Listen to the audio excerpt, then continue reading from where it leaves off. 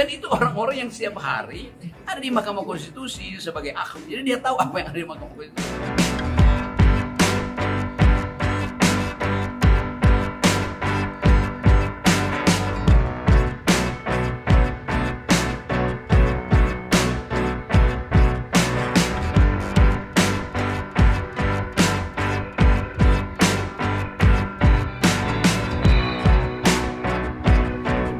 Kita tahu dari awal kan sekuensinya ada kan, mulai dari 3 periode lalu berakhir di Mahkamah, kan semua datanya ada, kan semua ada dokumentasinya kan.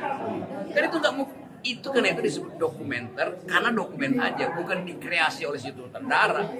Tetapi yang dokumen itu nggak bisa bicara, supaya dia bicara dibuatkan narasi, supaya narasi itu akademis dipanggil lah Bivitri, dipanggil lah Uceng, dipanggil lah Ferry Amsari. Dan itu orang-orang yang setiap hari ada di Mahkamah Konstitusi sebagai ahli. Jadi dia tahu apa yang ada di Mahkamah Konstitusi. Bukan tiba-tiba nongkrong di situ sebagai tukang bakso.